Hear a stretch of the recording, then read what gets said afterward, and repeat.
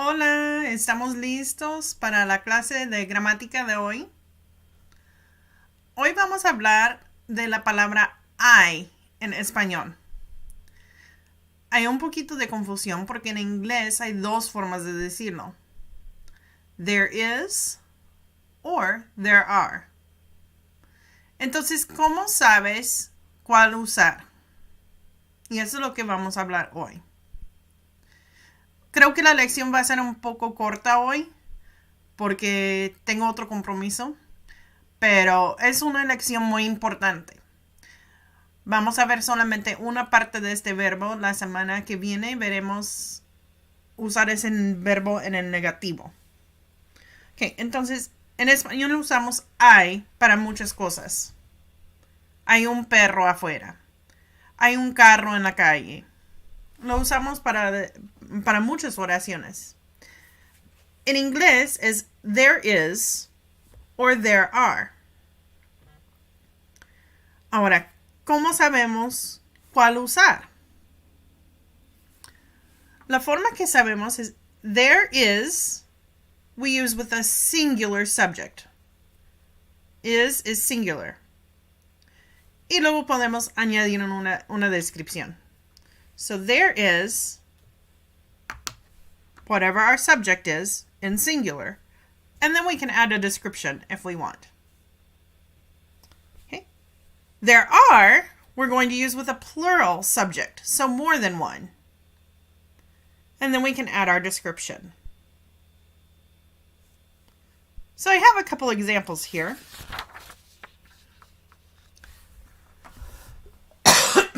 Excuse me. There is a new movie at the theater. There is a new movie at the theater. So what I'm talking about is the movie. And I did add in an adjective there, and I said the new movie. One way that you can know is if you have is, you might have a after it. So there is a new movie at the theater. Hay una película nueva en el cine. There is a new movie at the theater.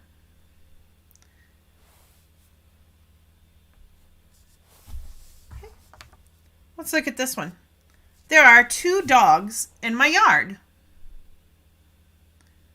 There are 2 dogs in my yard. Okay. So we're looking at the dogs. We're talking about the dogs, and there's more than one. So we have to use are. A lot of times, after are, you might have a number, or you might have the word some, unos o unas. So there are 2 dogs in my yard. Hay 2 perros en mi yarda. Bueno, digo yarda, pero yarda es Spanglish. Es en la parte de afuera de mi casa que me pertenece a mí. Puede ser un patio. Aquí en los Estados Unidos escucho mucha gente decir yarda, pero yo sé que eso no es correcto. ¿Cuál sería la palabra correcta? Es la parte de afuera de tu casa que te pertenece.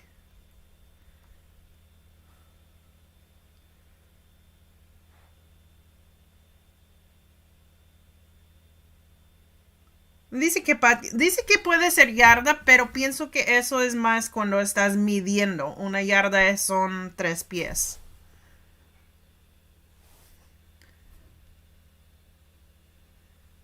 Bueno, yo pensaba que simplemente era una palabra en Spanglish. Okay. Hay 2 perros en mi yarda, en mi patio. Okay. There are cookies on the table.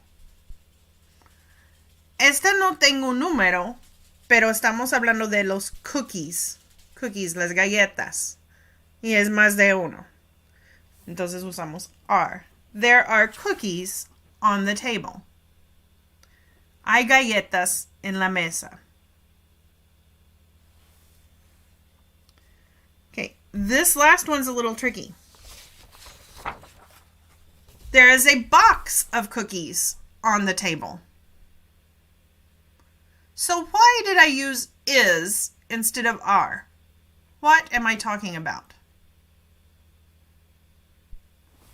This one's a little tricky because what I'm talking about is actually the box. It's a box of cookies, but I'm talking about the box, which is only one. So there is a box of cookies on the table. So this kind of sentence can be a little tricky. Hay una caja de galletas en la mesa. Entonces estamos hablando de la caja, no las galletas. Creo que pasa igual en español, pero no cambiamos usar hay si estamos hablando de la caja o si estamos hablando de las galletas. Ok, vamos a hacer una práctica. Estas oraciones no son separados.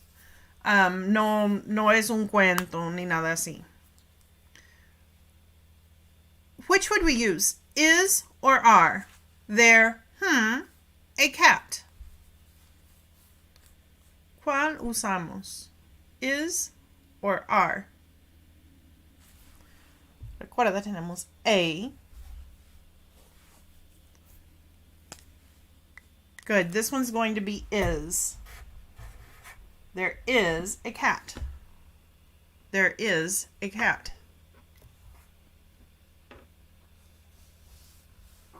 Okay. Let's try this one. There, some fish. There, some fish. Would I use is or are?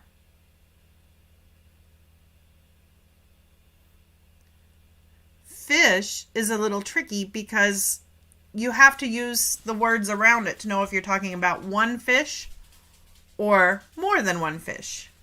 In this case, we're talking about some fish, so it's more than one. So I need to use are. There are some fish. There are some fish.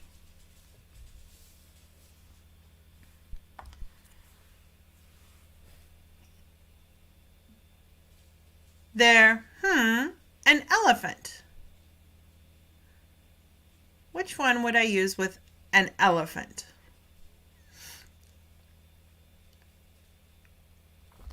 Good, this one would be is. There is an elephant. There is an elephant. Okay, let's try this one. There, a bottle of water. There, a bottle of water.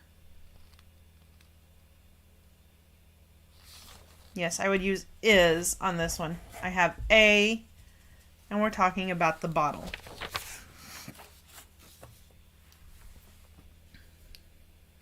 Okay, there, many people. There, many people. Well, this one would be are. Many people. Good. How would I change this?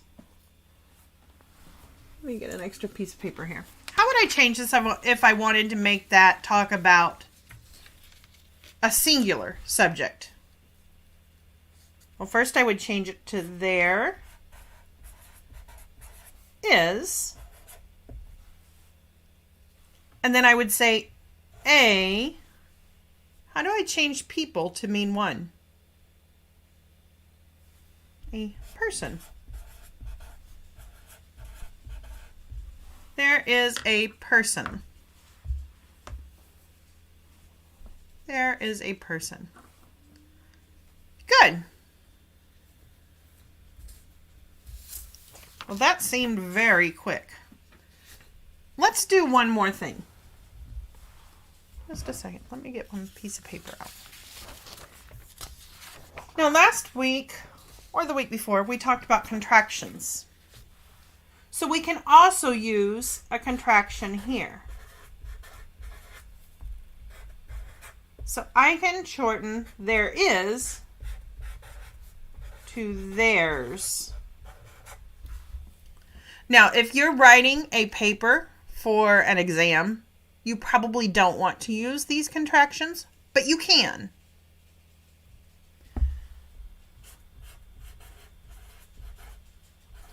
There are some people will say there, but that's not really correct. So I would not use this one. Don't use this one. Okay, so let's look at this. And the ones that we use there is, let's change them. So how would I change there is a cat?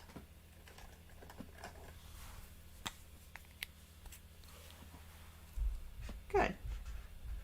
I'm going to say there's a cat. So I'm going to take both of those and make them into there's a catch. A cat, not catch. Okay. How about there is an elephant? Good. We can change that to there's an elephant.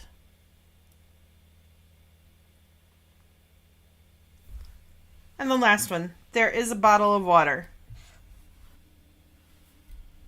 We could say there's a bottle of water.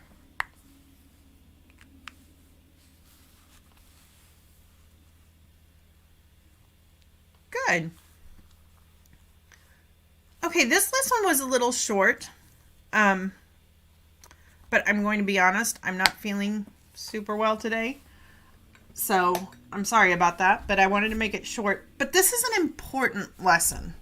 So it's short, but it's also very important. Now, we are going to practice some things like doing the negatives and turning this into a question. So those will be lessons for another week.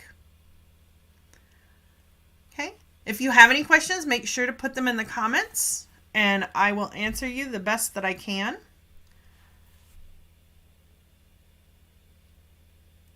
Thank you for joining me, and if you haven't checked out our website, mybilinguallife.org, I have my full schedule of classes on there, and I have a membership where you can get into even more classes than just the ones that I put here on YouTube. So, thanks for watching, and I hope to see you again soon. Nos vemos.